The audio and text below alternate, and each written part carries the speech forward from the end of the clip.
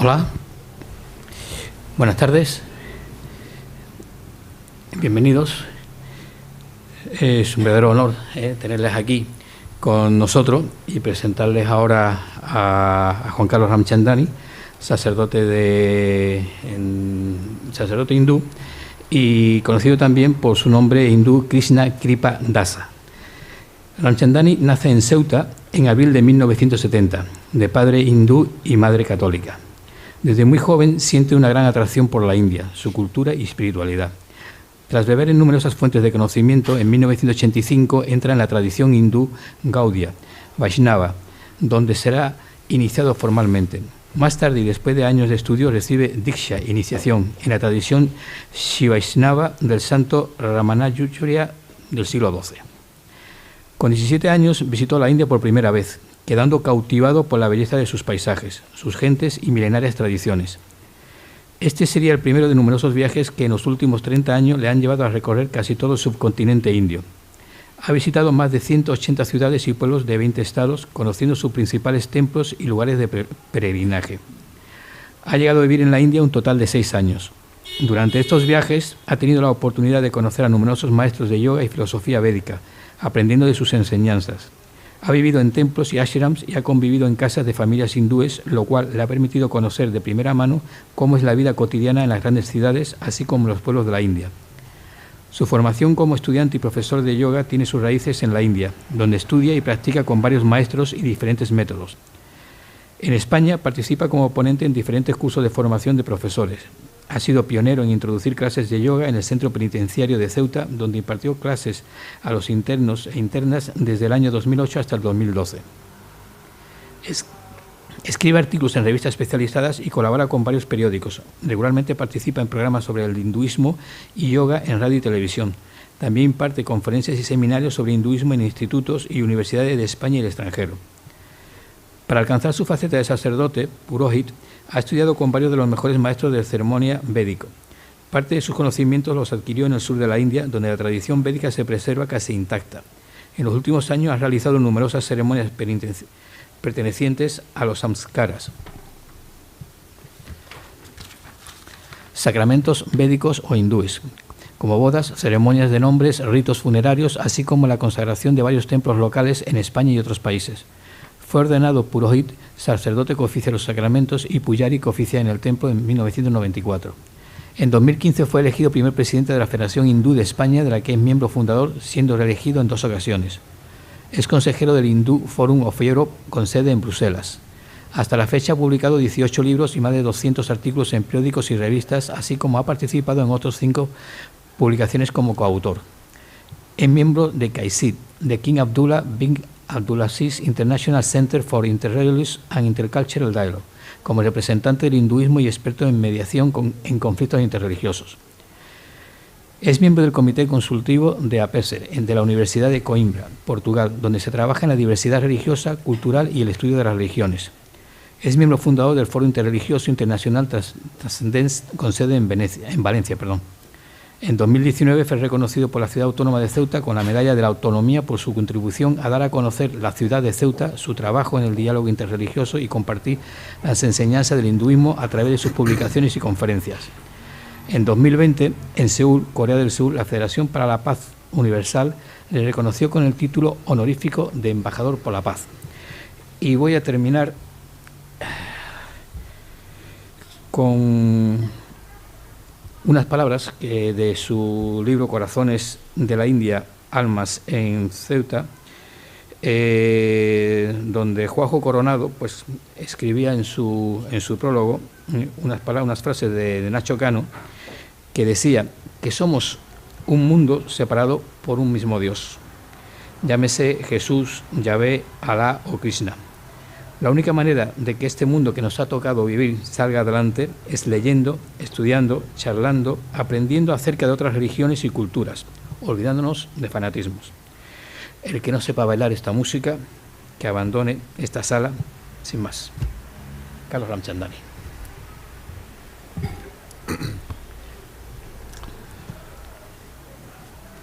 Om Jnanatimirandasya Jnananjana Shalakaya Chaksurum Militam Yana Tashmae Shri Gurave Namaha. He nacido en la más oscura ignorancia y mi maestro espiritual me ha abierto los ojos con la antorcha del conocimiento. A él le ofrezco mis respetos. Asato ma satgamaya, tamaso ma jyotirgamaya, mrityu ma amritangamaya. Llévame de lo ilusorio a lo real, llévame de la oscuridad a la luz, llévame de la muerte a la inmortalidad. Om Shanti, Shanti, Shanti. Namaste, buenas tardes. Como decimos en la India, Suswagatam, que quiere decir que sean muy bienvenidos. Shanti significa en sánscrito paz, que es lo que todos necesitamos, ¿verdad? Y no creo que no es casualidad de que en otras religiones también se dice con la palabra, comienza con la letra S, ¿no? Shalom, que dicen los judíos, Salam, que dicen los musulmanes, Shanti. Y en estos tiempos convulsos que estamos viviendo de Kali Yuga, en el hinduismo, a esta época que estamos viviendo se llama Kali Yuga, la época de la riña y de los conflictos. No sé si podríais cerrar al menos esta ventana de aquí para que no me distraiga el ruido. En esta época de Kali Yuga que tenemos, donde vemos que hay conflicto, donde hay hipocresía, donde hay guerra, donde hay hambre, etcétera, la raíz del problema casi siempre tratamos de buscarla en los demás. Pero la paz, antes de aspirar a una paz mundial, una paz nacional, una paz de nuestra comunidad, debo de empezar teniendo primero paz conmigo mismo. ¿Bien? Y este es uno de los preceptos que trata de enseñar el hinduismo, de primero alcanza la paz contigo mismo, luego con tus seres cercanos, tus seres queridos, y luego te vas poco a poco alcanzando esa paz mundial que todos deseamos. Pero la paz tiene que comenzar primero en nosotros mismos.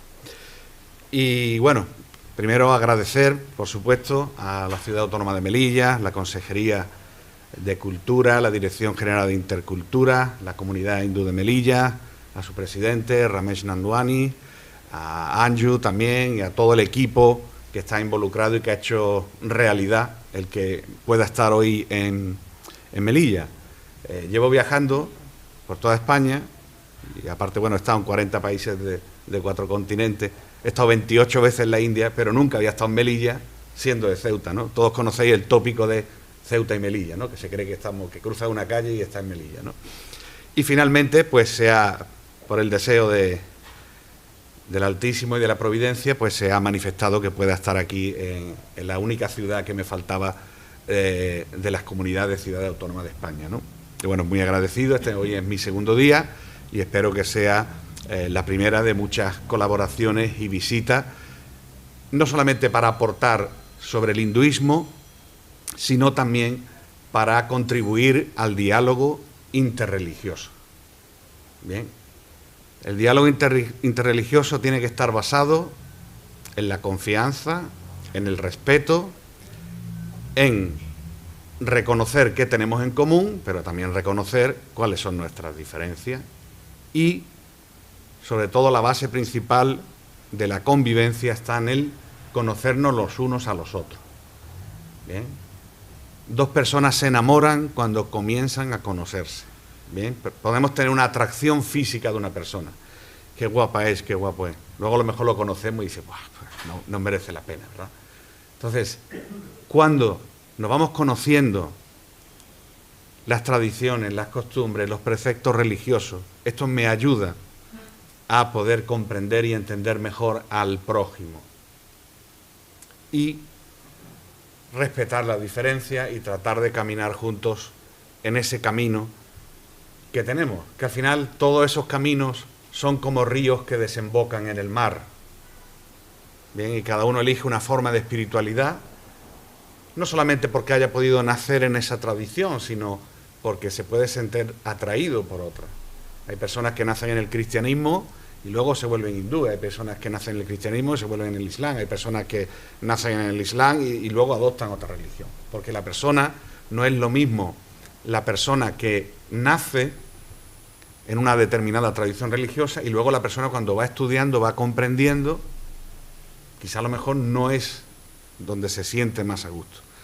Entonces, esa es la importancia, ¿no?, del diálogo interreligioso. Conocernos, y de ahí surge estas jornadas que, aprovechando la festividad que tenemos, que comienza el día 17 y culmina el día 18 de Holi, que es la festividad de los colores, pues aprovechando esa festividad hemos creado esta jornada para compartir con vosotros el hinduismo. El hinduismo es la tradición espiritual más antigua de la humanidad que sigue vigente.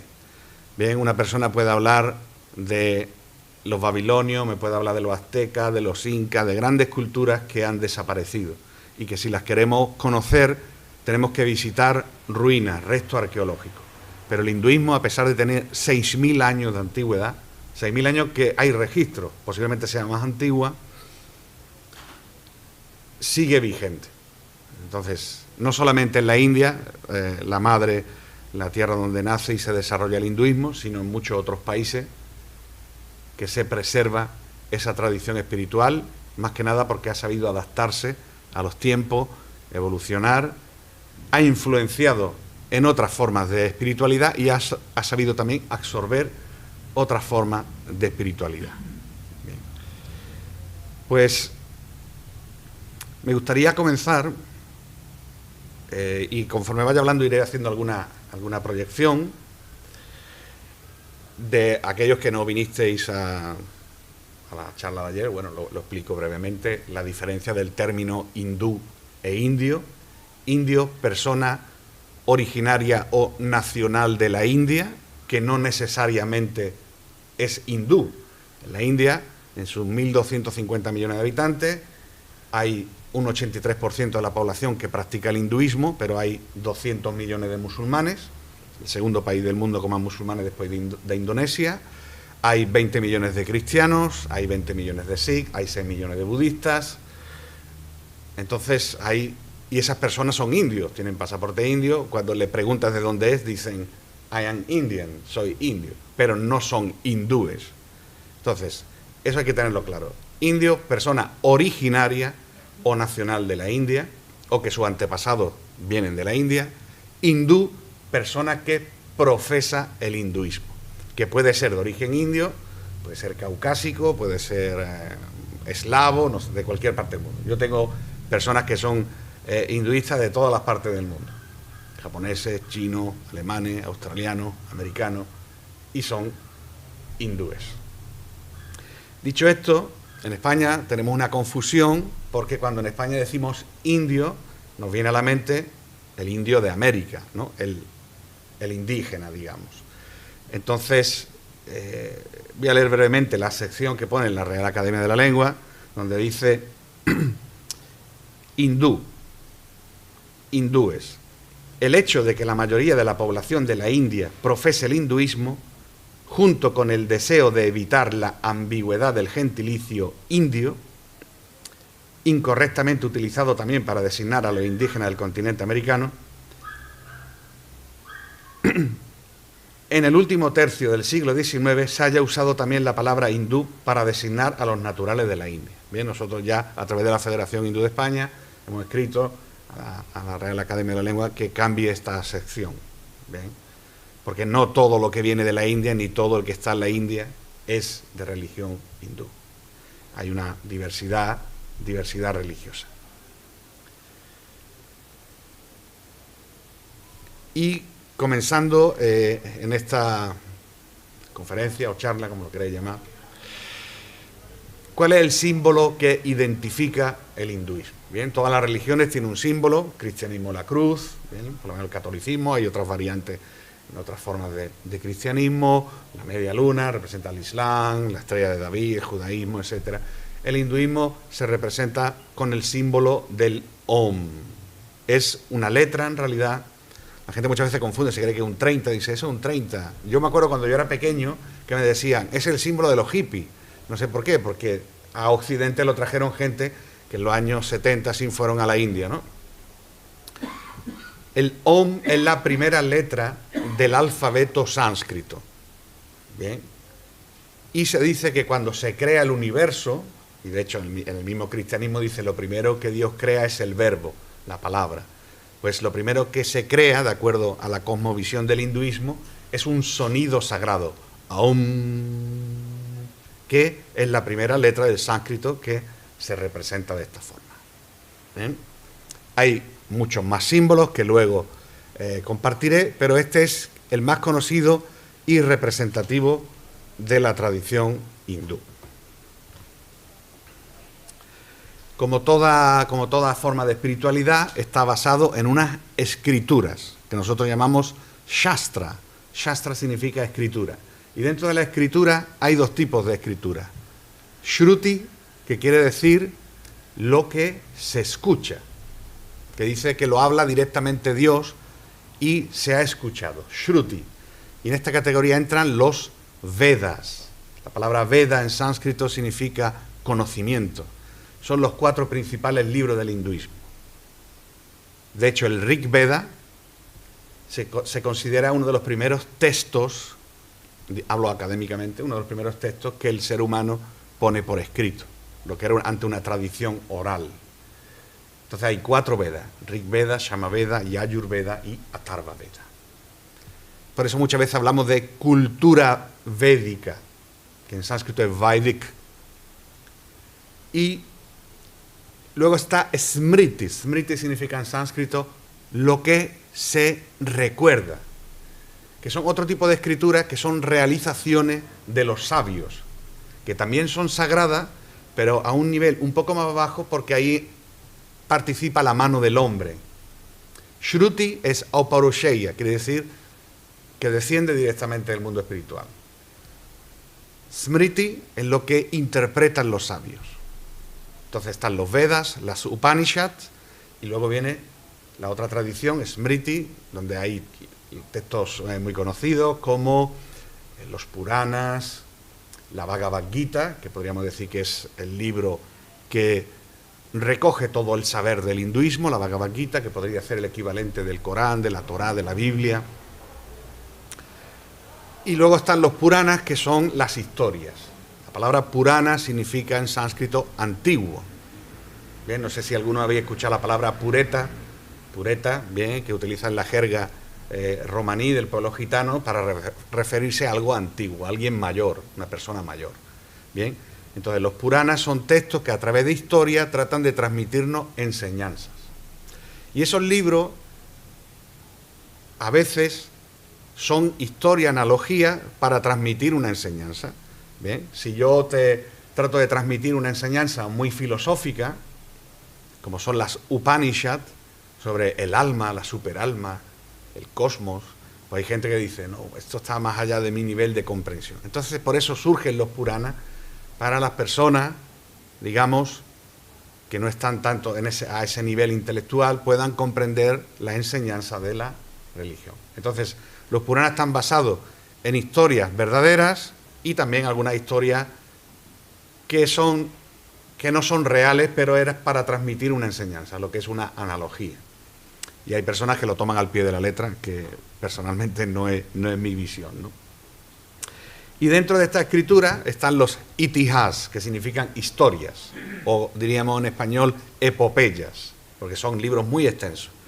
Entonces, el libro más extenso de la humanidad es el Mahabharata. Mahabharata, bien, que tiene 80.000 versos, es 2 veces más grande que la Ilíada y la Odisea, y cuenta la historia de la India. Mahabharata significa la gran India, la historia de la India, y en ese libro viene la Bhagavad Gita, o el canto del Señor, o el canto del bienaventurado. Y otro de los grandes itihas o epopeyas es el Ramayana, o la historia del señor Ram, que son historias con las que los niños o la familia hemos crecido escuchando estas historias que transmiten valores éticos y morales. Y mucha de la simbología y de las festividades que tenemos en el hinduismo surgen alrededor de estos 2 textos sagrados.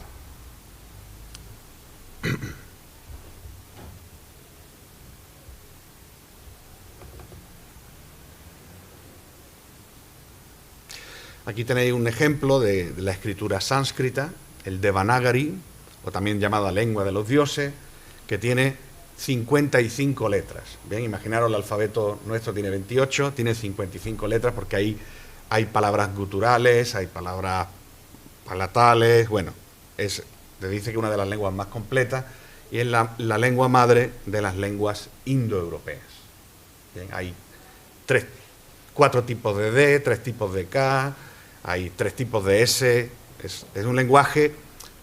Mis años de estudio de sánscrito me ha servido para luego poder aprender otros idiomas, porque una vez que dominas un alfabeto de 55 letras, es muy fácil luego poder aprender otras lenguas. Y del sánscrito descienden las lenguas, digamos, modernas, por llamarlo de alguna manera, de la India, como el hindi, el bengalí, el panjabi, el sindhi, todos tienen su origen en el sánscrito. Luego están las lenguas del sur de la India, como el tamil, el telugu, malayalam, que no descienden del sánscrito, sino vienen de la lengua dravida.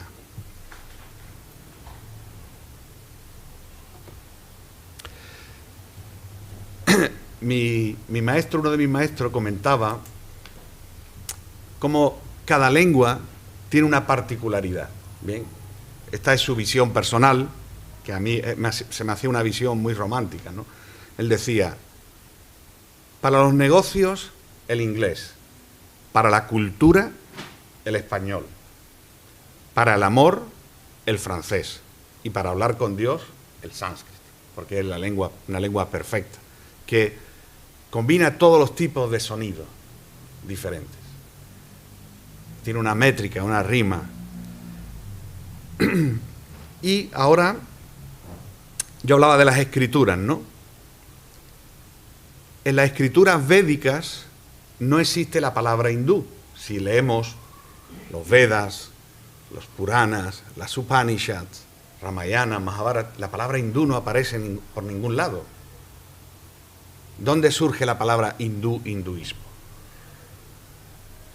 La India fue un país que fue invadido a lo largo de su historia en muchísimas ocasiones se sabía que había especias, seda, piedras semipreciosas, oro, siempre era algo muy codiciado.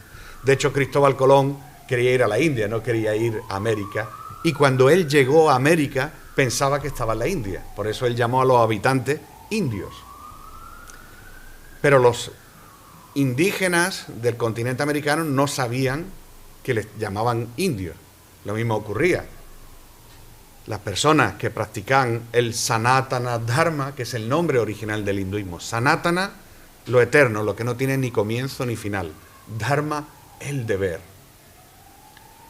No sabían que le llaman hindúes. Entonces los musulmanes, que había turcos, árabes y mogoles, cuando comienzan a invadir la India, llegan al río Sindhu, que hoy en día se encuentra en Pakistán. Nosotros somos originarios de nuestros padres, nacieron en el Sind, y cuando preguntan cómo se llama este río, cómo se llama esta zona, le dicen Sindhu. Este es el río Sindhu, el valle del Sindhu.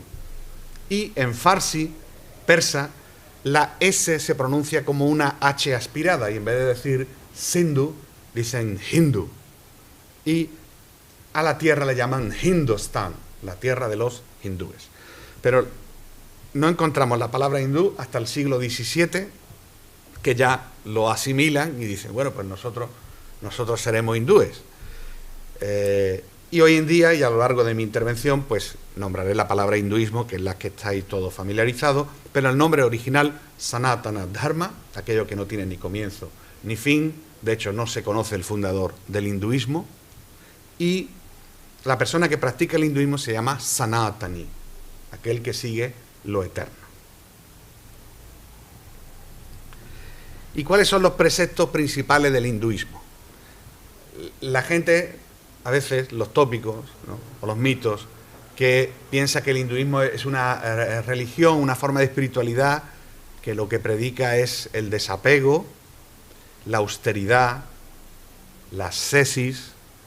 Sí, hay ciertas personas que hacen eso, pero son la minoría. Entonces, los purushartas, o los 4 metas del hinduismo, son artha, kama, dharma, y moksha. Artha significa el desarrollo económico. Toda persona necesita un sustento. Toda persona tiene que ganar algo para poder vivir. Así se mueve la sociedad. Artha, el desarrollo económico. Tengo que tener un negocio, tengo que tener un trabajo para poder vivir. Solo muy pocas personas son los que hacen una renuncia al mundo y se van a vivir al bosque, se van a vivir un monasterio, viven en los Himalayas, pero la gran mayoría necesita artha. Hasta nosotros, los puróhitas, que somos sacerdotes, necesitamos el desarrollo económico. Nosotros hacemos nuestra ceremonia a cambio del dakshina. Dakshina quiere decir de nuestro honorario que recibimos. Entonces, dinero, artha, es algo necesario, el desarrollo económico. Cuando gano dinero, artha, ¿qué hago después? Kama. Kama significa placer, deseo. He trabajado duro, ahora tengo dinero, ahora me voy a dar un capricho. Me voy a comprar una camisa, me voy a comprar un reloj, me voy con mi mujer a comer fuera, eso se llama Kama. Y aquello que estáis familiarizados, de ahí viene la palabra Kama Sutra, bien, que es una de las aportaciones que ayer no hice de la India Occidente, el primer manual o texto de sexualidad de hace 2500 años. Kama Sutra, el texto del amor, del placer. Cuando ya tengo mis cuestiones económicas cubiertas, artha, tengo kama, disfruto. ¿Qué tengo que hacer ahora? Dharma. Dharma a veces se traduce como religión, pero en realidad no es religión. Dharma significa mi deber. ¿Cuál es mi deber? Entonces hay varios tipos de dharma. Mi deber es estar en contacto con la divinidad, con Dios. Mi deber con mi comunidad. Mi deber con mi familia. Mi deber con mi país. Hay diferentes tipos de dharma. Mi deber con los antepasados. Hay ceremonias que se hacen para satisfacer, para cumplir con los antepasados, porque nosotros estamos aquí por ellos. Eso es dharma. Y cuando ya he cumplido dharma, los preceptos religiosos, los preceptos de mis deberes, ¿qué tengo que obtener? Moksha. Moksha significa la salvación. Bien, en todas las religiones se habla de poner término a esta vida terrenal. Bien, algunas religiones hablan de una resurrección y volver al paraíso. Los musulmanes le llaman Jannah, ¿no? El paraíso. En el hinduismo le llamamos Vaikunta, que quiere decir el lugar donde ya no hay ansiedad, donde todos nuestros problemas se acaban. Entonces, cumpliendo con mis deberes, dharma, cumpliendo con mis obligaciones, teniendo unos ingresos, etcétera, me preparo para obtener moksha. Entonces no es necesario. La Escritura dice que aquella persona que se desapega de la familia, de la comunidad, del país, etcétera, para él es más fácil, para él o para ella es más fácil alcanzar moksha, la salvación. Pero también tenemos muchas historias de personas que en esa soledad, en ese silencio, han caído. Entonces a veces cada uno tiene que encontrar cuál es su dharma. Yo desde muy joven, que empecé en la espiritualidad hindú, con 15 años, siempre tenía muy claro que yo no quería vivir en un monasterio. He vivido mucho tiempo en monasterio, en templo, en ashram. Pero siempre que he tenido mi deseo era tener una familia y vivir en la sociedad, donde yo pueda aportar algo. Si yo quiero aportar algo positivo, si yo tengo fe que lo que hago es bueno para los demás, quiero compartirlo viviendo en la sociedad, siendo parte de la sociedad. Pero luego hay otras personas, sannyasin, que hacen una renuncia. No quiero mezclarme, quiero retirarme, vivir en los bosques, etcétera. Bien, incluso antiguamente hacían un ritual donde ellos mismos eran como si se hubieran muerto. Hacían una ceremonia como que se hubieran incinerado. Y socialmente ya no existían. De esto todavía quedan. De hecho, en la India hay como unos 10 millones de sadhus que viven errantes, no pueden estar más de 3 días en un mismo sitio, van viajando y tal, y han hecho una renuncia al mundo. Han cortado toda relación con su familia, con su comunidad, y para evitar apego, cada 3 días cambian de sitio. Así no se apegan a ninguna ciudad, a ningún tipo de circunstancias. Pero para eso son almas muy elevadas o almas que pretenden ser lo que no son. Recuerdo una anécdota en Brindavan, uno de los lugares sagrados de la India, donde había un sadhu que decía, él se sentaba por la mañana y ponía un letrero que había hecho un voto de mauna, mauna quiere decir un voto de silencio, y ponía, y llevo 14 años sin hablar. Entonces, imaginaros, ¿no? 14 años sin hablar una persona en la India, para la gente era algo como, era un poder, ¿no? Esta persona te daba bendición, entonces la gente venía, le ponía su rupia y él le tocaba así y era una bendición. 14 años sin hablar. Y un día con un amigo dije, vamos a verlo por la noche a su ashram, porque por la noche él ya recogía y se iba a su pequeña ermita. Y cuando llegamos escuchamos gritos e insultos en hindi, ¿no? Todo tipo de... ¿Y eso qué es lo que pasa?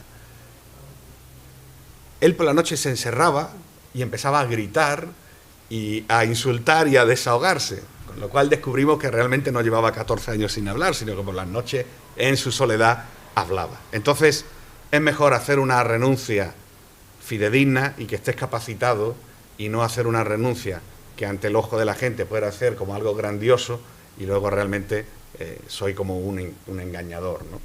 Que estoy pretendiendo ser algo que no soy. Esos son los cuatro preceptos. El concepto de la divinidad, muy importante. Las personas cuando hablan de hinduismo se quedan así un poco mareados. Nosotros tenemos también muchos problemas cuando vamos a hacer una mesa del diálogo interreligioso. Estamos hablando ya a niveles de estados y demás, ¿no? Cristianismo, judaísmo, islam. Si le aprieta un poco, budismo. Hinduismo, dice, no, es que vosotros sois politeístas, creéis en muchos dioses y aquí nada más que vamos a hablar de un dios. Bueno, pues ese es otro concepto erróneo del hinduismo. El hinduismo es la primera forma que se conoce de la humanidad como primera forma de monoteísmo. Pero es un monoteísmo muy particular. En el mundo académico, al hinduismo, la conclusión que se ha llegado es que el hinduismo es monoteísmo polimórfico.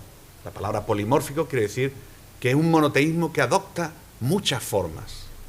Porque Dios es el supremo. Entonces no lo puedo limitar a un solo nombre, no lo puedo limitar a una sola forma, ni lo puedo limitar a no tener forma.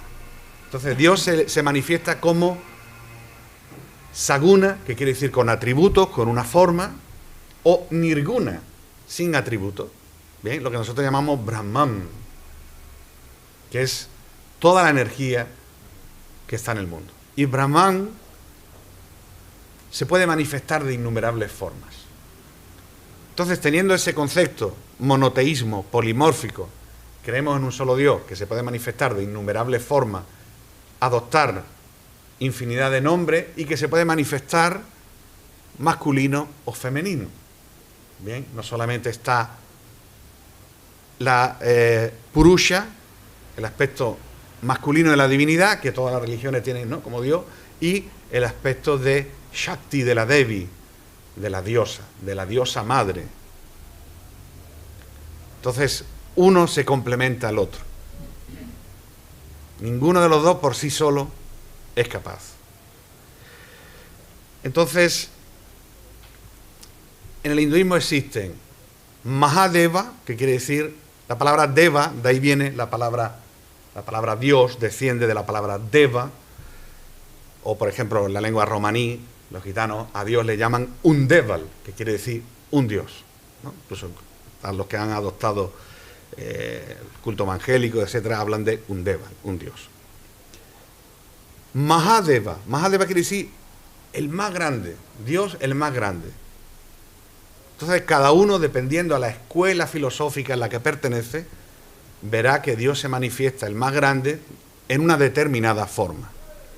Luego están los devas que podrían ser como los ángeles, seres celestiales o divinidades, entre comillas, menores. Mahadeva, el más grande, Deva solo. Y luego está Devi, la diosa. Bien, entonces la diosa siempre es la consorte, la que da energía, la que provee de la energía, de la fortaleza a la divinidad masculina.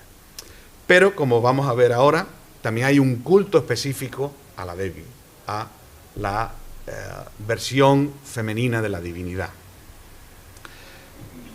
Esta divinidad que tenemos aquí muy querida, muy popular, incluso en Occidente, pero a veces tan desconocida, es Ganesha.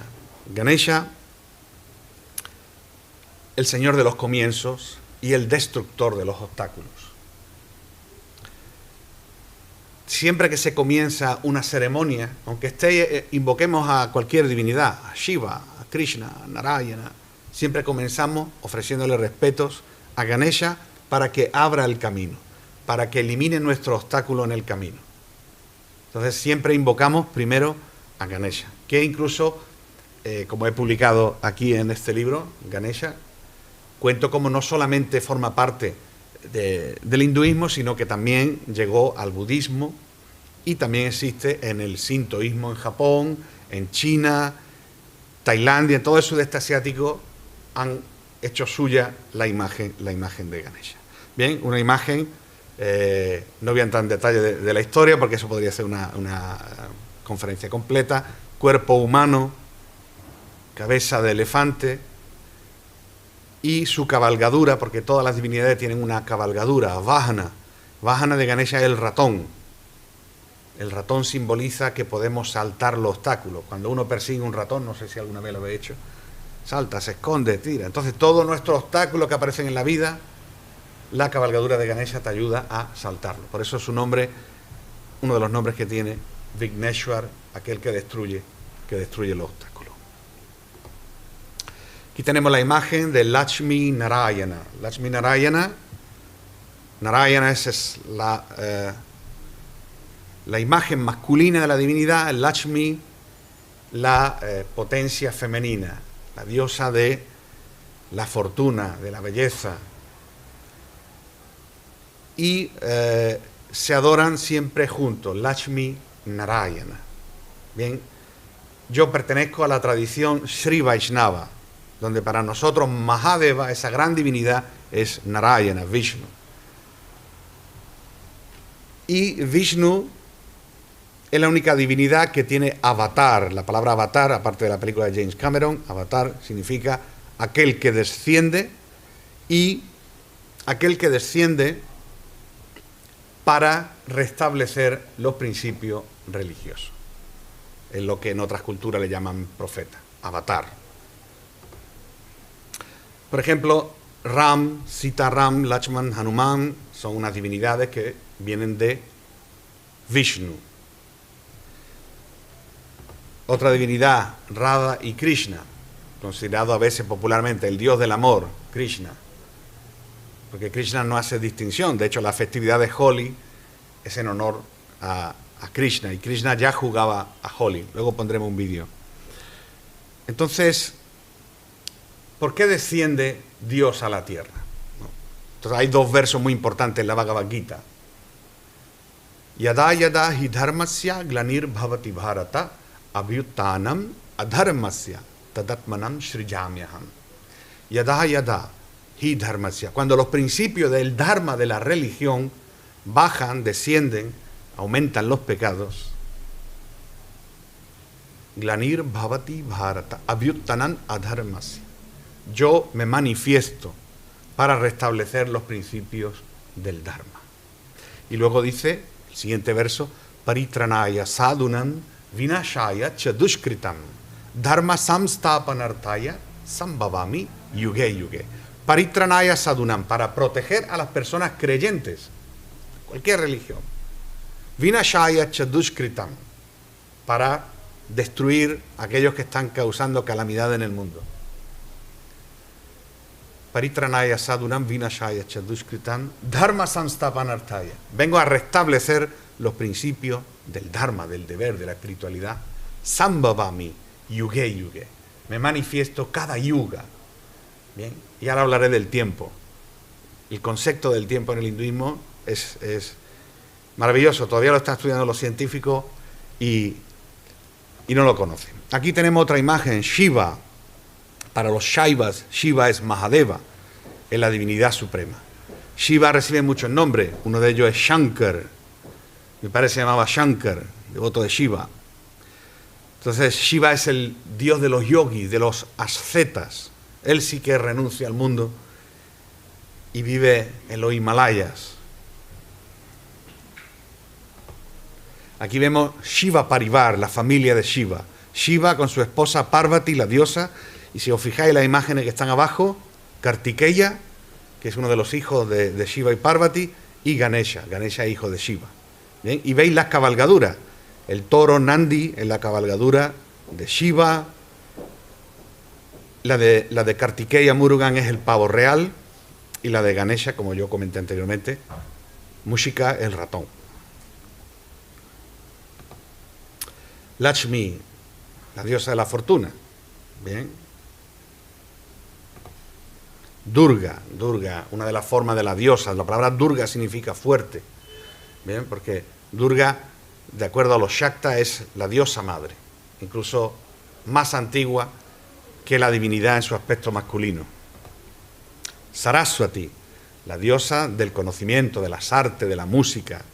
Bien, todos los artistas en la India y aquellos que practican el hinduismo, antes de tocar su instrumento, antes de comenzar a escribir un libro, le ofrecen su respeto a Saraswati, ¿bien?, para que le dé la bendición.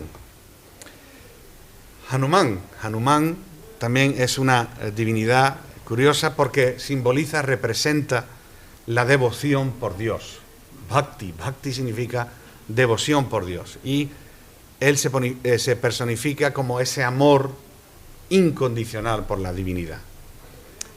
Es una divinidad que tenga un gran afecto y especialmente protección también para los niños. Los niños, cuando nacen, los niños pequeños que tienen los primeros días, tienen pesadillas, ¿vale? Se despiertan, lloran, entonces se canta, se recita Hanuman Chalisa para su protección. Hanuman es una de las divinidades protectoras también contra la magia negra, los hechizos, etc. Aquí tenemos, bueno, la celebración de Ganesha. Esta es una celebración en Ceuta que tenemos de Ganesha Chaturthi. Bueno, aquí estoy yo, mi mujer, mi hijo que está aquí al final, Govinda, y más gente que sacamos la procesión, y luego hacemos el Visarjan o la inmersión de la imagen. Entonces, cuando se habla de un hinduismo, el hinduismo es una confederación de diferentes credos. Especialmente se divide en 4 sampradaya. La palabra sampradaya significa escuela filosófica o tradición. Y las 4 principales son la tradición Vaishnava, que son devotos de Vishnu, que yo puse ante la imagen. Yo pertenezco a la tradición Vaishnava y nos podréis distinguir porque nos ponemos el tilak, la marca sagrada en la frente, de forma vertical.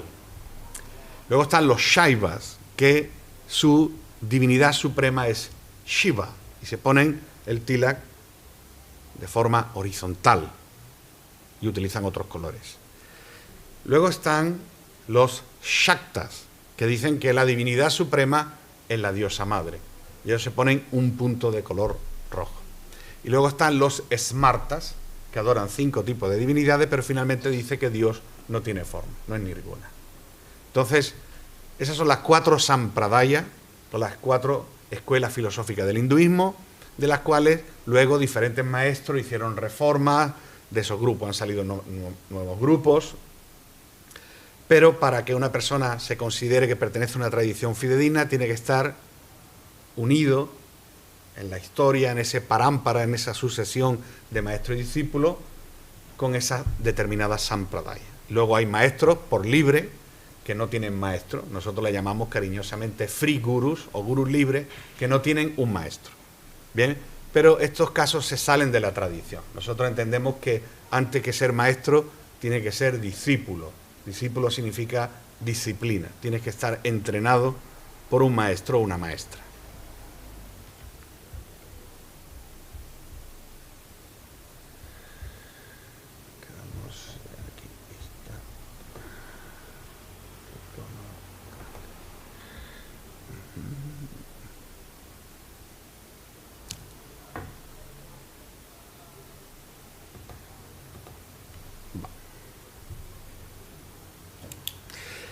En esta sampradaya, que hablamos de 4 y que a su vez se dividen en más, si eres del sur de la India, si eres de Vaishnava del norte de la India, utilizan otra lengua, otra escritura diferente.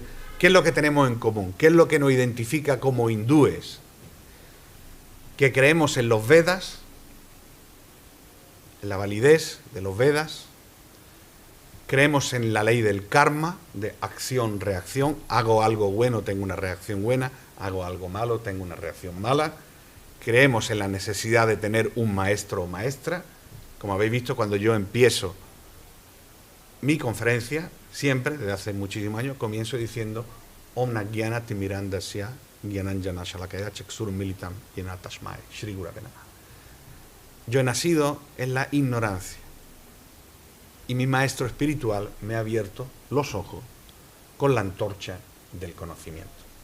No hablamos de la ignorancia académica, uno puede tener todos los títulos del mundo, puede ser un doctorado, pero si no conoce la espiritualidad, necesita la guía de un maestro o de una maestra. La necesidad de moksha, de obtener la liberación, de liberarnos del samsara, de la repetida nacimiento y muerte, de la ley de la reencarnación, y finalmente, esta sampradaya creemos en Ishvara, en que hay un ser supremo. Ishvara significa controlador. Ishvari, controladora. Bien, entonces, a diferencia, por ejemplo, ayer alguien me preguntaba cuál es la diferencia principal entre hinduismo y budismo. La diferencia principal es que en el budismo no creen en Ishvara, no creen en que exista un ser superior. Buda es el maestro de los budistas, no es el Dios de los budistas. Y en el hinduismo sí que creemos en un ser supremo, en la forma que tú quieras, el nombre que tú quieras. El hinduismo es prácticamente, creo, la única forma de espiritualidad que te permite elegir tu Ishtadevata. Ishtadevata quiere decir la divinidad con la cual tú sientes cercanía, que tú sientes amor. Entonces uno dice, a mí me inspira Shiva, a mí me inspira Krishna. Entonces ahí surgen las tradiciones. Yo hablaba antes del tiempo, ¿no? El concepto del tiempo. El tiempo es lineal, ¿verdad? Dentro de 5, yo no puedo recuperar los 5 minutos que ya han pasado antes. Pero en el hinduismo el tiempo es cíclico y sigue 4 eras o yugas. Comienza con Satya Yuga o la era de oro, después viene Tetra Yuga o la era de plata, después Dwapara Yuga o la era de bronce, y la era que estamos viviendo ahora mismo, Kali Yuga o la era de hierro, también llamada la era de los conflictos y de la hipocresía. Y entonces hay una serie de predicciones en diferentes escrituras que ya hace miles de años predicen lo que estamos viviendo ahora mismo. Hemos tenido mucho avance tecnológico de la ciencia, ¿verdad? Pero también en espiritualidad, en humanidad, etcétera, hemos bajado a nivel. Entonces ahora mismo estamos en Kali Yuga o la era de los conflictos que nos ha tocado vivir con todas sus cosas buenas y sus cosas malas. Los gunas. Gunas son las modalidades de la naturaleza. El hinduismo dice que todo lo que existe en el mundo material está afectado o influenciado por los gunas, que son sattva, la bondad, rajas, la pasión, tamas, la oscuridad o la ignorancia. Entonces, el hinduismo clasifica todo en estos 3 gunas. La comida sádvica, la comida vegetariana, la comida en la cual no has necesitado matar a un animal para alimentarte, comida sádvica. Comida rayásica, la comida que aumenta en mí la pasión. No hablo de la pasión amorosa, sino estoy nervioso, estoy inquieto, me dicen algo y corriendo salto que me quiero pelear. La carne. Bien. Alimentos rayásicos se consideran algunos vegetales, como el ajo y la cebolla. Tamas, alimentos que producen ignorancia, y vuelvo a lo mismo, no ignorancia académica, sino me hacen estar aletargado, hablo con lentitud, me cuesta trabajo responder. Y ahí entran, por ejemplo, los champiñones, ¿no? Yo cuando le decía al hotel, soy vegetariano y no como champiñones, se me quedan mirando, ¿no? Así. Champiñón en realidad no es un vegetal, el champiñón surge de la descomposición de otros seres. Entonces, comerlo incrementa tamas, la ignorancia.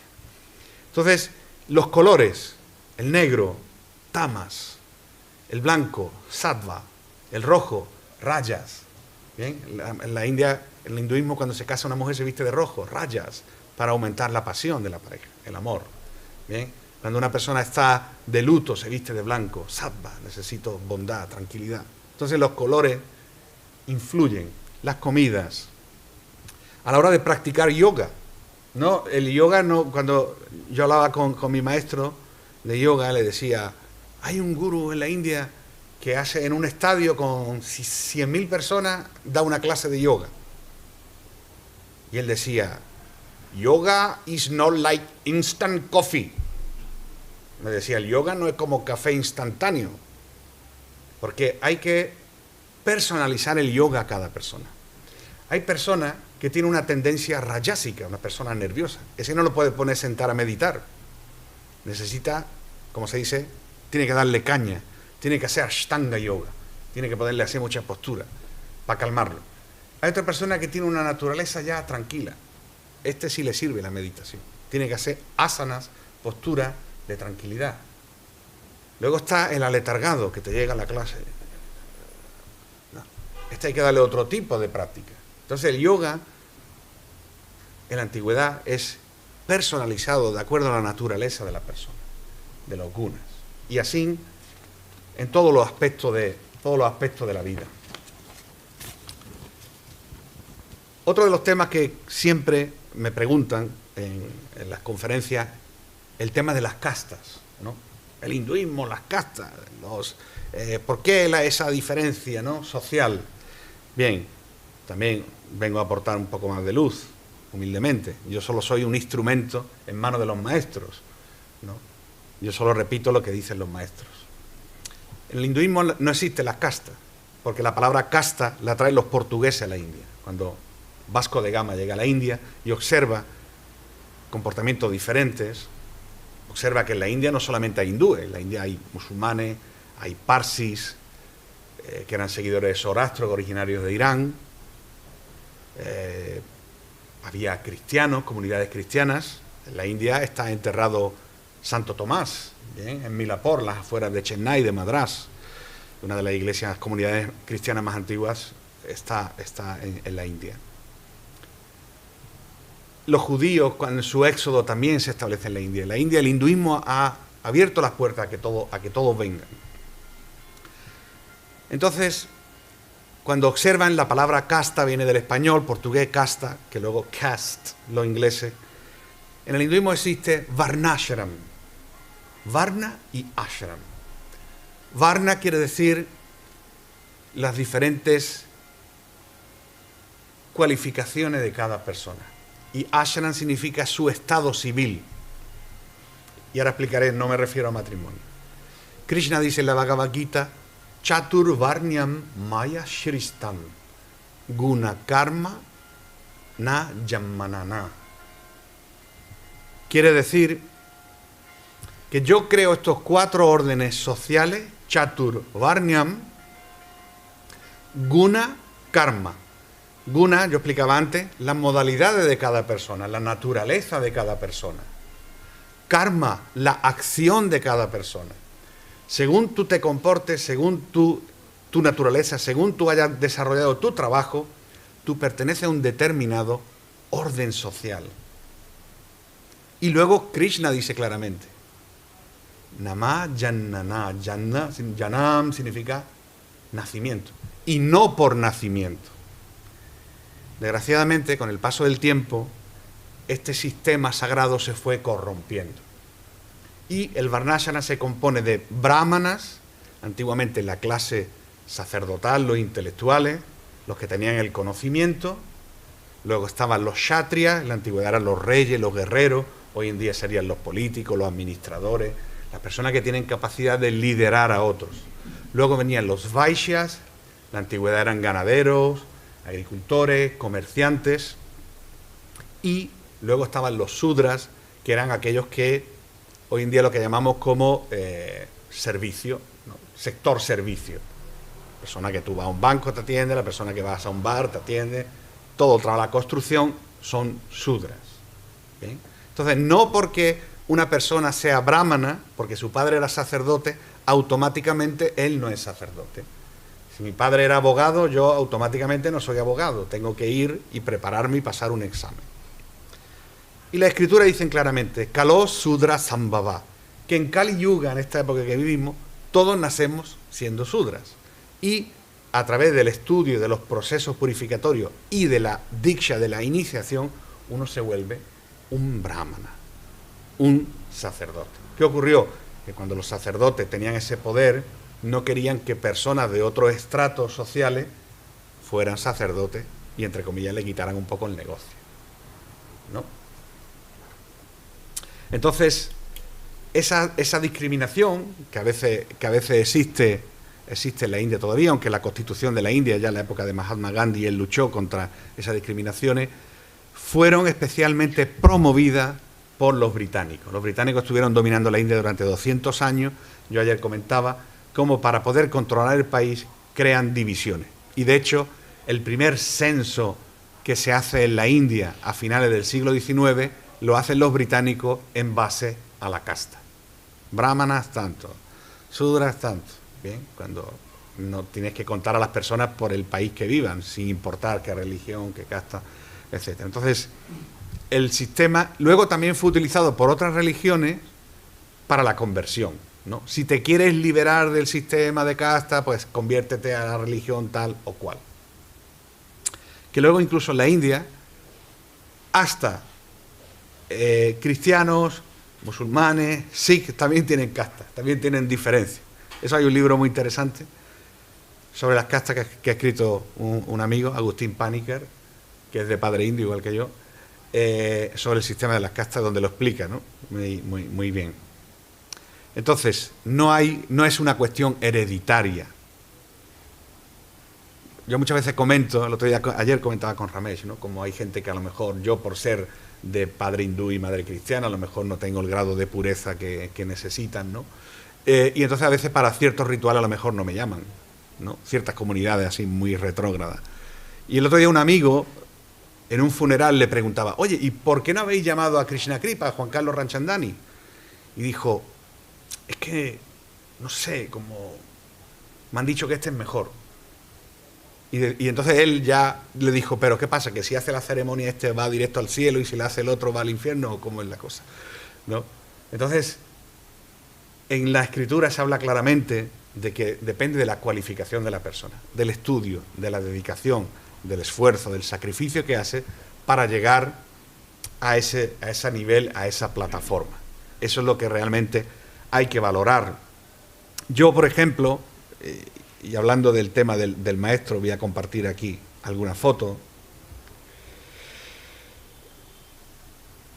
En la India.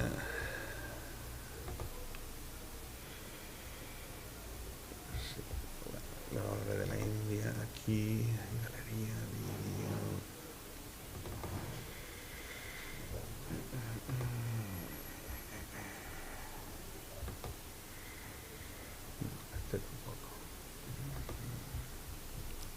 Bueno, yo hablaba de la necesidad de un maestro y el maestro lo que te hace es ayudarte al observarlo y esto te ayuda a avanzar en la vida, ¿no? El tener una guía, una persona en la cual tú aprender, en la cual tú fijarte.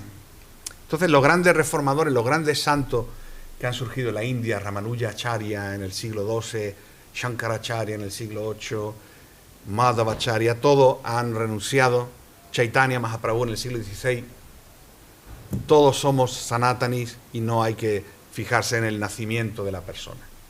Bien, hoy nos toca nacer una familia, mañana estamos en otra. Lo importante es sadachar, el comportamiento de la persona es lo que te da el estatus de ser realmente estar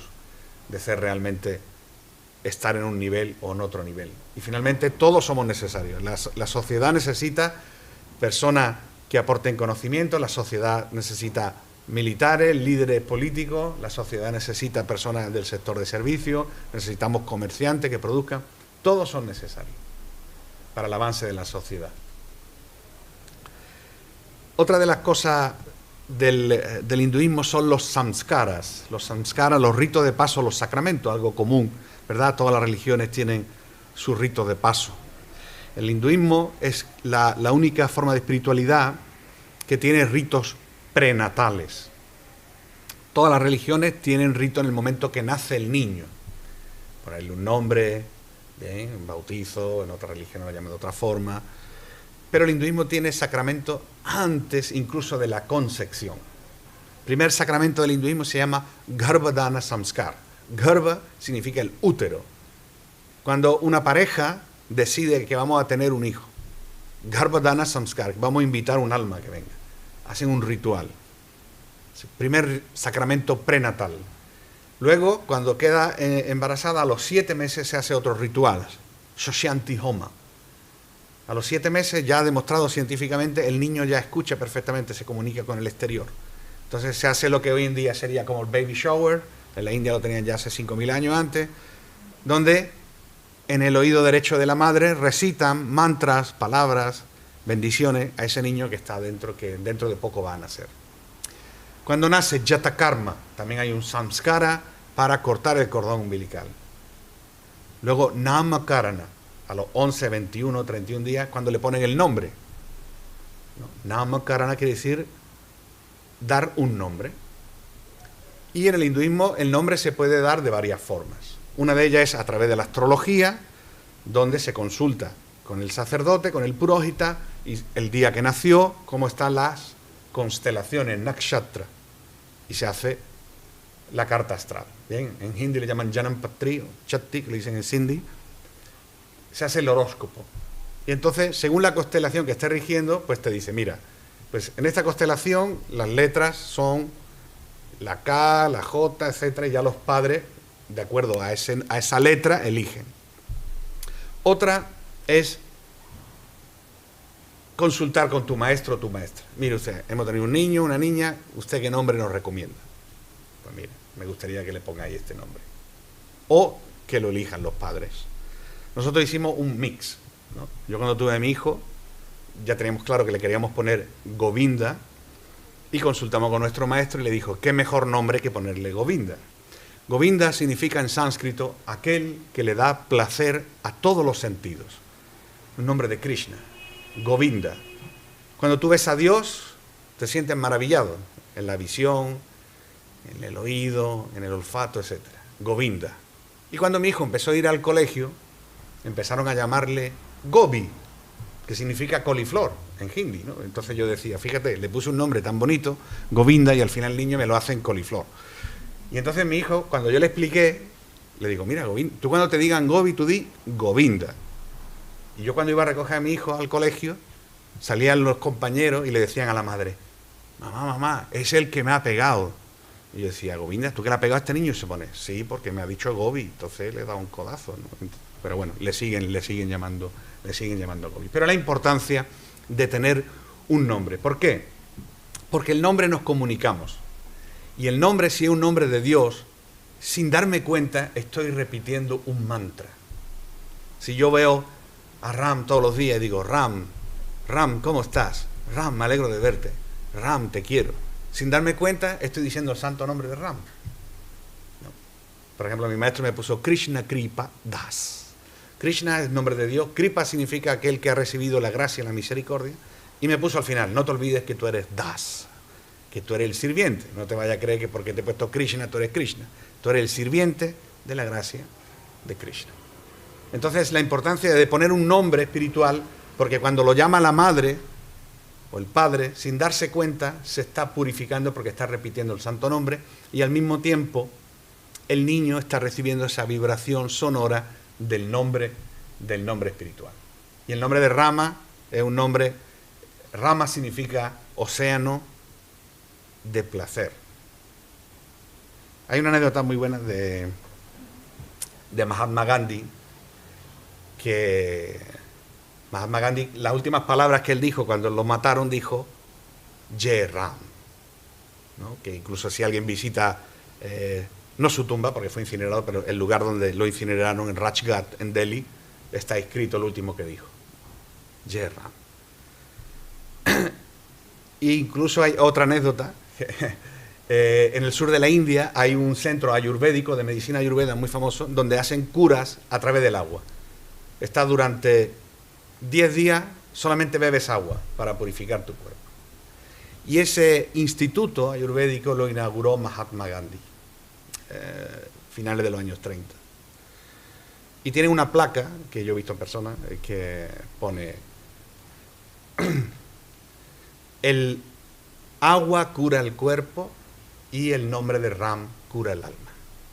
Es lo que digo. Bien, entonces, hablaba de los samskaras, hemos dicho la importancia del nombre. Hoy en día, aquellas personas que entran en el hinduismo, porque en el hinduismo no tenemos un rito de conversión, nosotros no convertimos a nadie, sino que decimos que la persona vuelve al hinduismo. Bien, entonces, Namakarana es el primer sacramento que se hace para una persona que quiere ser hindú, es otorgarle un nombre hindú. Y nosotros de la Federación Hindú de España les pedimos un certificado de que esa persona pertenece al hinduismo. Bien. Otro sacramento interesante, a los 6 meses, Anna Prasanna, que es cuando el niño comienza a tomar, Anna quiere decir arroz, los primeros alimentos semisólidos. Entonces también se hace un sacramento, ¿bien? Para que los padres, la familia le dan un poquito de primer alimento semisólido. Y en esa misma ceremonia se trata de ver cuáles van a ser las inquietudes, las metas de ese niño. Entonces normalmente le ponen un plato con arroz, un libro sagrado y una bandeja con dinero. Y el niño va gateando. Si coge el arroz, le interesa la salud, ¿no? Anna, la comida, la salud. Si coge el libro sagrado, va a ser religioso. Si coge las monedas, va a ser comerciante. ¿Bien? El mío cogió todo, lo tiró todo así, ¿vale? El siguiente sacramento, samskara, es mundanam, que es cuando se afeita la cabeza. Bien, a los niños y a las niñas también le afeitan la cabeza cuando cumplen 1 año, desde que nacen, tienen el pelo, no se le corta el pelo, y luego cuando cumple el año le afeitan la cabeza porque simboliza que poco a poco se va desapegando de su madre, en el sentido cada vez menos dependiente. Entonces ya se le quita ese pelo que traía del vientre y un pelo que crezca nuevo. Aquí tengo alguna foto. Me gusta compartir fotos cercanas de nosotros, que más fotos. Este es mi hijo, Govinda, cuando cumplió su año, después de, bueno, ahí le estábamos dando el afeitado. Yo no lo afeito, traía un barbero, ven a la casa. Ya mi hijo tiene 16 años. O sea que, Mundanam, aquí hay otra foto también, cuando hicimos la ceremonia. Mundanam, se le deja mechón de pelo, la shikha, que representa de que somos hindúes. Bien. El pelo siempre ha tenido una simbología para decir a qué tradición religiosa pertenece. Los musulmanes se dejan la barba, los judíos ortodoxos se dejan los buclés, los hindúes nos dejamos la shikha, los sikhs no se cortan el pelo y los budistas se afeitan la cabeza. Y en el cristianismo antiguamente los sacerdotes hacían la tonsura, la famosa coronilla. Entonces el pelo siempre nos ha sido una forma de identificación religiosa. Otro sacramento importante, Upanayanam, que es cuando se impone el cordón sagrado, que sería como la confirmación. Alguna gente le dice, el niño ha hecho la comunión hindú, pero no en la comunión, sería como la confirmación, donde recibe el cordón sagrado, que esto le permite estudiar los textos sagrados. Bien, normalmente se suele hacer a partir de los 8 años, cuando se pone el cordón sagrado, y hoy en día hay gente que lo está dejando para un día antes de la boda. Bien, y ya me dicen, bueno, tú me haces un precio especial, me preguntan, me hace un package y me mete también el Upanayanam, ¿no? El yanio. Entonces, esto es cuando el niño cumple a partir de 8 o 10 años, que antiguamente iban a estudiar a la escuela del maestro, y lo que hacían, recibían un cordón sagrado, y ese cordón te identifica que pertenece a alguno de los 3 varnas. Y cuando te casas, en vez de llevar el cordón de 3 hilos, lo llevas de 6 hilos. Llevas 3 por ti y 3 por tu mujer, porque la mujer no lleva el cordón sagrado. Ese sería uno de los más importantes. Y luego, pues algo común a todas las tradiciones, Vivaha Samskara o el matrimonio. Bien, el matrimonio, la boda, que es algo común a todas las tradiciones. Voy a poner alguna foto para que os hagáis un poquito una idea. Voy a poner una de la última boda que hice el año pasado, ¿vale? Que fue en Marbella. Bueno, pues aquí podéis ver la importancia del fuego como testigo de la boda. Agni. Aquí está el novio, la novia, los padres de ella que están en el lado, los padres de él. Y entonces el fuego es el testigo. ¿Bien? Agni es el testigo. Toda la ceremonia debe de incluir al final fuego. Aquí veis un poco, bueno, pues se utiliza una parafernalia muy elaborada para oficiar la ceremonia. Esta es el final ya de la boda, cuando todo el mundo los bendice con pétalos de flor, etcétera. Y bueno, he hecho muchos tipos de bodas para personas humildes, en su casa, he hecho bodas en hoteles de 5 estrellas, he hecho casas, o sea, para todas las personas que me lo piden, pues sí está he viajado a muchísimos lugares de España, de Europa, para oficiar bodas.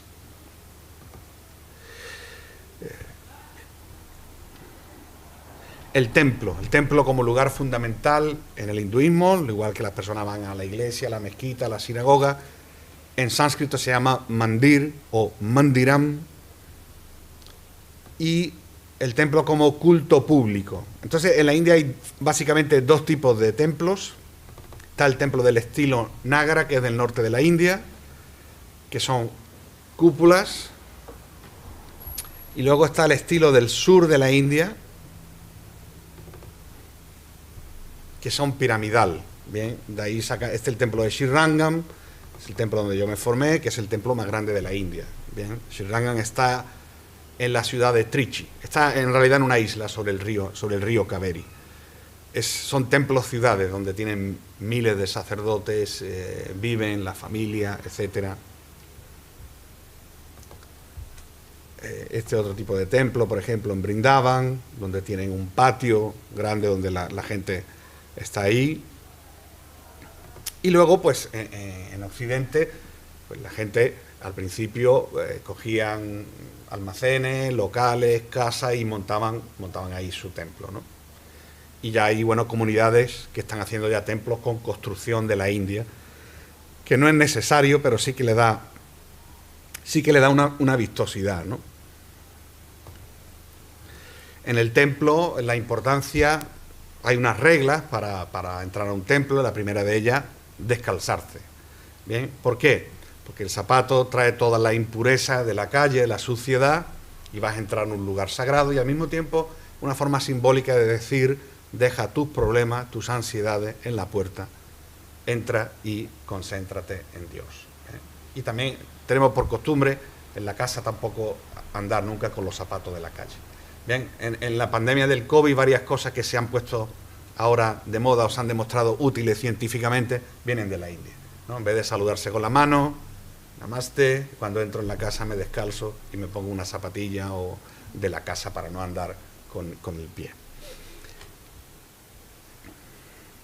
Entonces, bueno, en la India hay infinidad de templos, he recorrido muchísimo, he visto muchísimos templos. La importancia de la adoración en casa. Hay ciudades o incluso personas que, aunque vivan al lado de un templo, tienen todos los días en su casa un pequeño altar. O incluso los comercios, especialmente los indios, en su tienda siempre han tenido un pequeño altar con sus imágenes, sus divinidades, que le adoran. Bien, entonces también la importancia de tener un altar en casa. En el hinduismo no hay unos días específicos para ir al templo. Bien, no es, por ejemplo, el viernes o el domingo o el sabbat, sino en el hinduismo cualquier día puedes ir a visitar el templo.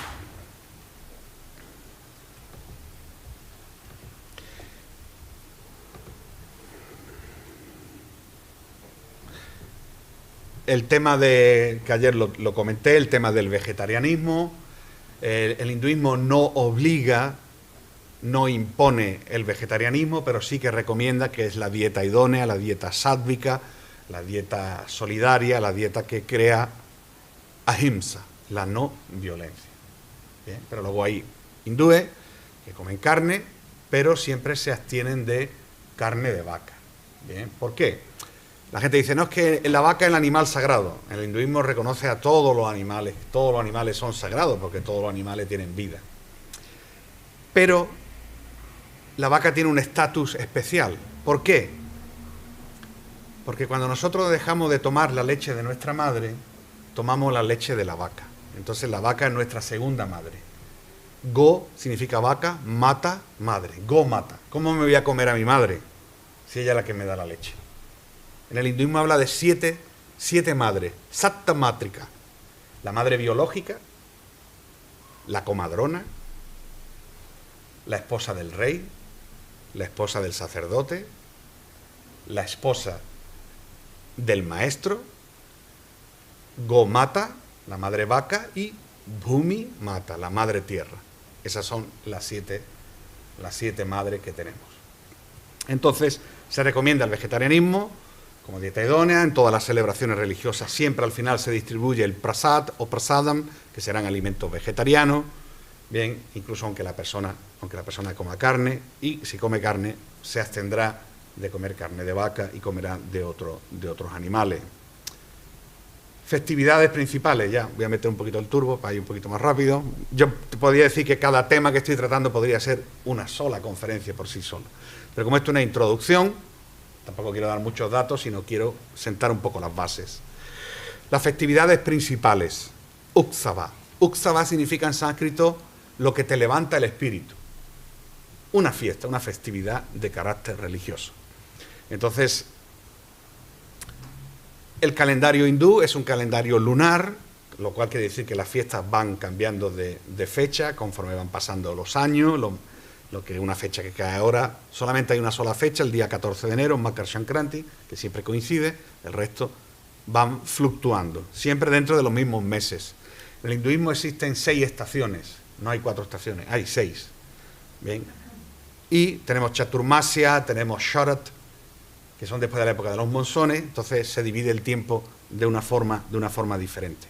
Como festividades principales, pues podía hablar de Shivaratri, la aparición de Shiva, Ram Navami, la aparición de Ram, Janmashtami, el día de Krishna, Ganesha Chaturthi, que puse ante la foto de la celebración de Ganesha, Navaratri, las 9 noches dedicadas a Durga, la diosa madre, y el festival que une a todos los hindúes de todas las sampradayas es Diwali, que es la festividad de las luces, bien, a veces confundida con el Año Nuevo, que no es el Año Nuevo hindú es en el mes de Chaitria, que es en abril, y Diwali es en el mes de Kartik, octubre-noviembre, que es la festividad de las luces, que podría ser como las Navidades. Entonces, todas las sampradayas celebran Diwali, ¿bien? La festividad de las luces, que es la fiesta que nosotros hemos conseguido que se celebre desde hace 6 años en el Parlamento Europeo. El Parlamento Europeo celebra las diferentes festividades de musulmanes, cristianos, etcétera. Faltaba el hinduismo, lo hemos conseguido. En Europa hay 3 millones de personas que practican el hinduismo y tenemos la celebración de Diwali en el Parlamento Europeo, que lo llevamos celebrando desde 2015, el año pasado, por el tema de la pandemia. El hinduismo ya no es una religión que está solamente en la India, sino es una religión global. Se calcula aproximadamente que hay unos 1.150 millones de personas que practican el hinduismo. La inmensa mayoría está en la India, pero también está en Nepal. También hay 10 millones de hindúes en Bangladesh, 2 millones de hindúes en Pakistán y en muchísimos lugares. En España tenemos aproximadamente unas 60.000 personas que practican el hinduismo, 45.000 personas de origen indio y unas 15.000 personas de origen no indio que practican seriamente el hinduismo, es decir, han aceptado un maestro, una maestra, siguen los preceptos del hinduismo, no la persona que va a una clase de yoga, sino esto hay un proceso. Bien, y para terminar, me gustaría hablar un poquito de Holi, que es el motivo por el cual yo he venido. Holi, o la festividad de los colores, que este año cae concretamente el 18 de marzo, lo que pasa que la celebración Holika Dharam, que se hace una hoguera, comienza el día 17 por la noche. Es una festividad religiosa que hoy en día ha superado el aspecto estrictamente religioso,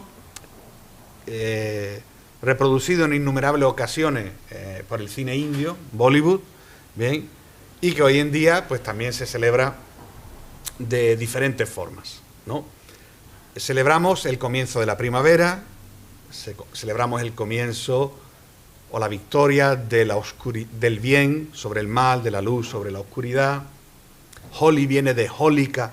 Holika era un ser maligno que quería matar a un niño que era devoto, Prahlad Maharaj, y cuando ella muere, bien, de ahí viene la festividad de Holi, Festival de los Colores. Voy a poner brevemente un vídeo para que os hagáis cuenta de cómo se celebra Holi, especialmente en la zona de Braj.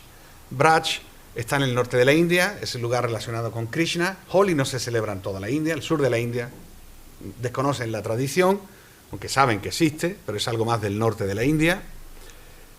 Y ahí lo celebran pues en los templos. Bien, a mí me tocó vivir y dura una semana, mientras que en otras ciudades de la India dura un día, en Braj dura una semana. Y el único lugar de la India que hay un día, el día de Lati Dham. Lati significa palo, Dham, castigo de palo. Hay un día que las mujeres le pueden pegar con un palo a los hombres. No sé si lo de España lo podíamos poner también o no. Y ese día del Lati Dham es el día antes de Holi. Entonces Holi, la gente se tira los polvos de colores, y cuando te tiras a lo mejor tú sales impecable, ¿no? Sales así, sería un grave error, pero bueno, sales así y te tiras los polvos de colores, y como te quedas mirando te dicen Buriana Mane Holihe, que no te moleste que estamos en Holi, ¿no? Claro, a mí cuando me la hacían 3 veces, a la cuarta, y además yo allí era blanco perfecto, blanco de las dos formas, blanco porque soy de tez blanca, y entonces yo cuando salía a la calle, Gora, Gora, Gora, un capiche caro, y el blanco y detrás de él, y entonces yo era todos los días de Holi, yo era el blanco favorito, y al mismo tiempo, claro, cuando me la hacían 5 veces ya yo lo miraba, ya, Buriana Mane, Holi, yo, me dan ganas de... Entonces fui a ver a Varshana. Varshana es un lugar que está en una colina donde nace Radha, que es la mujer de Krishna, y fui el día de los palos, ¿no? Y entonces yo estaba viendo, y entonces te dan un escudo, al hombre le dan un escudo y las mujeres le van dando con los palos, ¿bien? Y yo sentí que me dieron un cañazo en la espalda, me volví para atrás y era una viejita así, y cuando me vio me dijo, Buriana Mani, Holi, ¿no? No te preocupes, Holi. Y yo, me ha dejado lisiado. Os voy a poner el vídeo brevemente para que quiero mostrar cómo se debe de celebrar Holi. ¿Bien? Bien, esto es una versión que han hecho nueva, que está grabado en Brindavan, lo han grabado este año. Le han metido un poquito de Bollywood tradicional.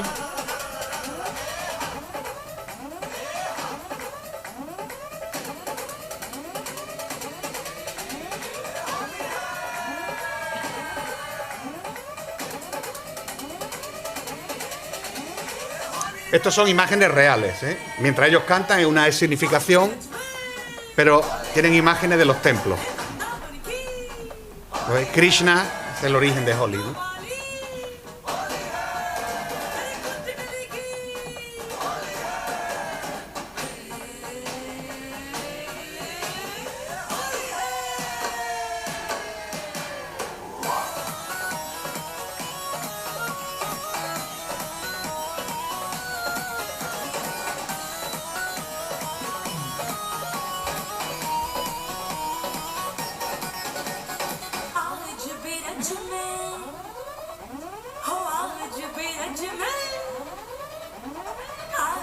Este es el templo de Varshana.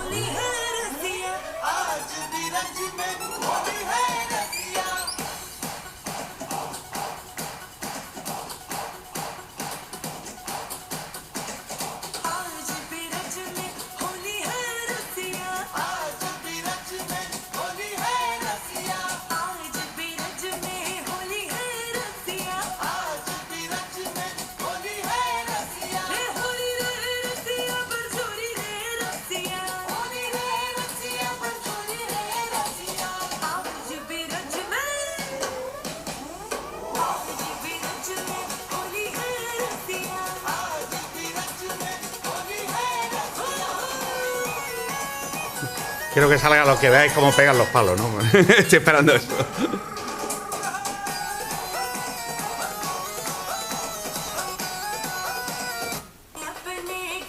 Vale, ahora solo.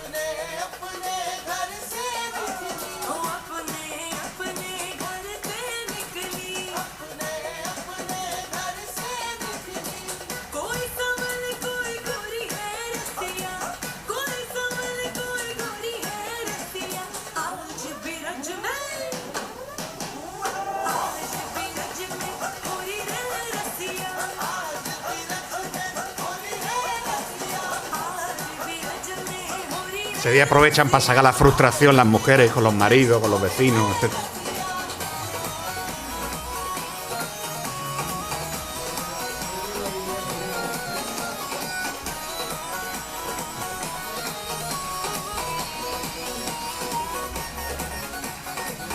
Bueno, no lo quiero, seguro que quisierais verlo entero, pero no sé si el año que viene hacemos la festividad de Holi, si nos animamos también a incluir la parte de pegar los palos o no, que firmen la responsabilidad civil, el ayuntamiento no se hace cargo, todo este tipo de cosas, tenerlo en cuenta. Y ya para terminar mi intervención, simplemente mostraros, bueno, esta foto de 1988, mi primer viaje a la India, en Holi. Bueno, pues en Bombay terminé esa guisa, ahí tenía 17 años, tengo 52, tenía como 30 kilos menos, y si os fijáis en la foto,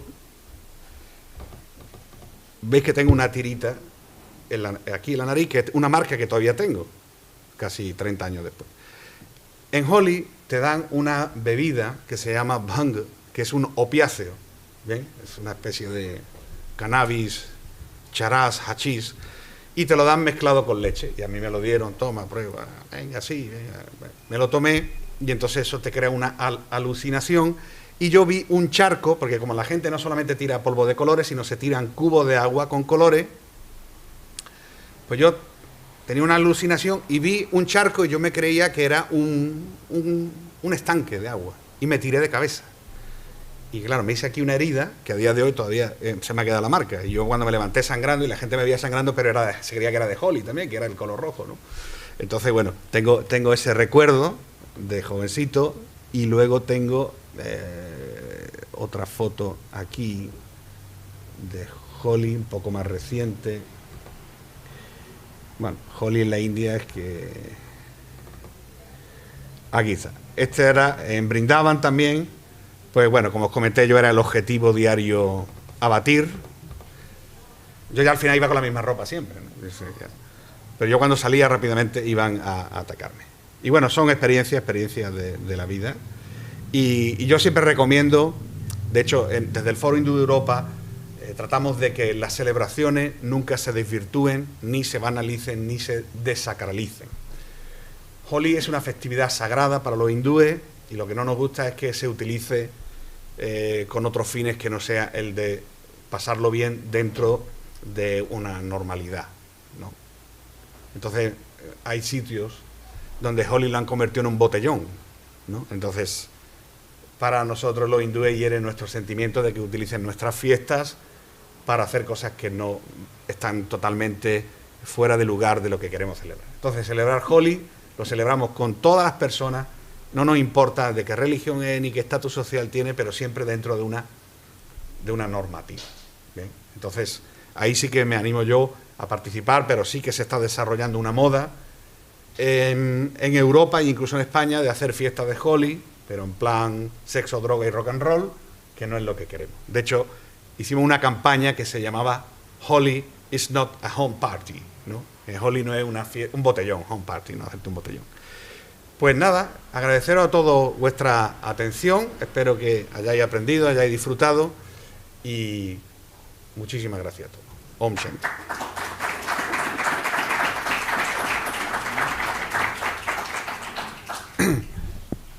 Bien, hoy estamos en esta celebración, queríamos también hacer un pequeño acto por la paz.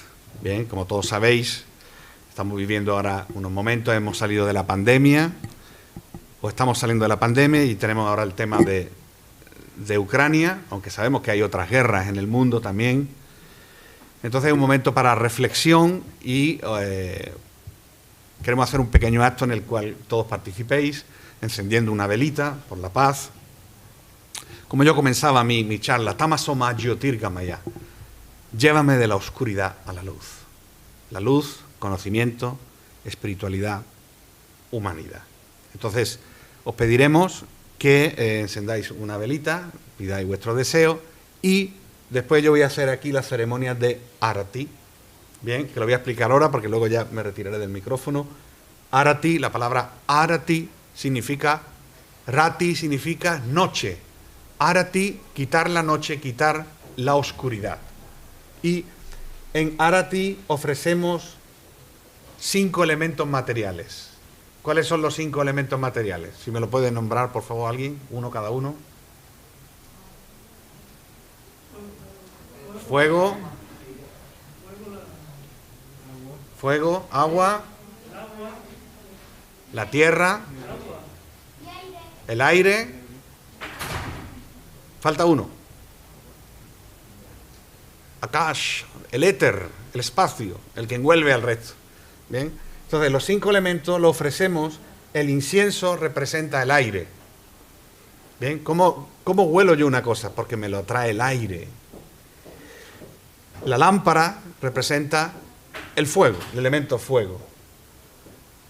Hay un pequeño recipiente con agua que representa el elemento agua. El pañuelo, ves que hay un pañuelo, representa el éter. El éter envuelve a todos los elementos. Entonces ese pañuelo envuelto representa el éter. Y la flor representa el elemento tierra. Esos son los 5 elementos de la ceremonia que vamos a hacer. Y bueno, recordaros también que he traído algunos de los ejemplares de mis 2 últimos libros, Historia y leyenda de la sabiduría hindú y Ganesha, para aquellos que queráis aprender y tener un conocimiento más por escrito, que siempre va a quedar mejor que las palabras. Pues nada, después de esta cuña publicitaria, os invito a que por favor os levantéis y participéis en esta ceremonia.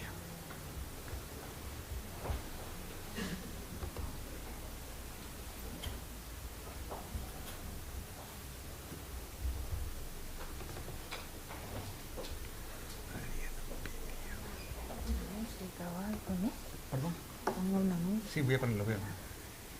Hay de la musulmana, de la gitana, salir allá.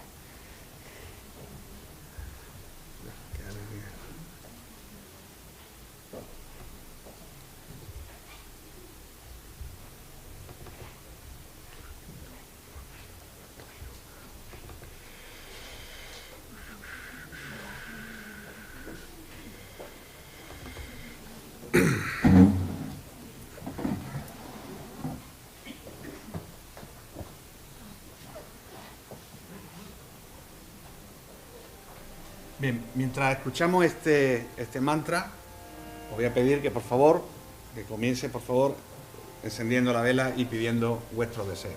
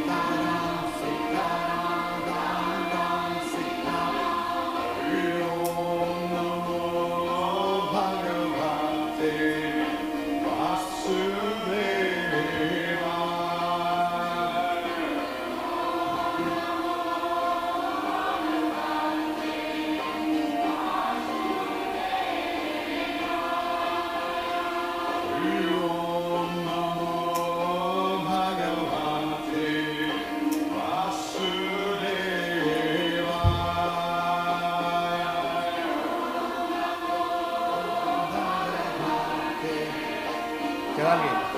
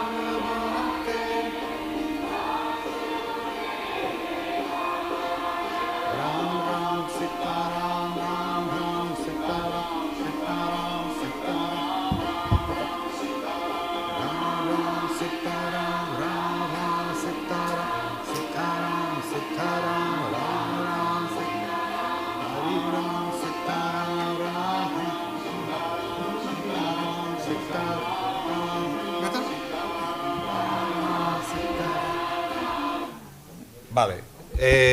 Gracias a todos por participar y vamos a hacer la ceremonia de Arati, que la vamos a consagrar al señor Ganesha, como yo comentaba al comienzo de la charla, señor de los comienzos, destructor de los obstáculos. Le mandamos nuestras peticiones para que todos los obstáculos en nuestra vida salgan.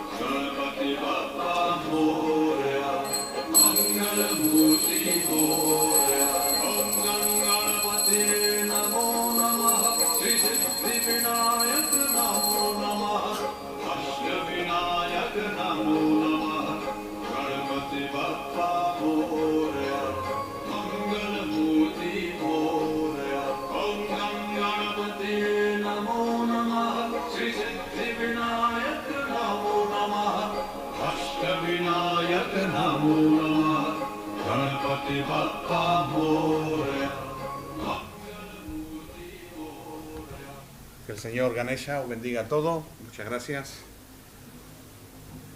Namaste. Podéis aplaudir si queréis.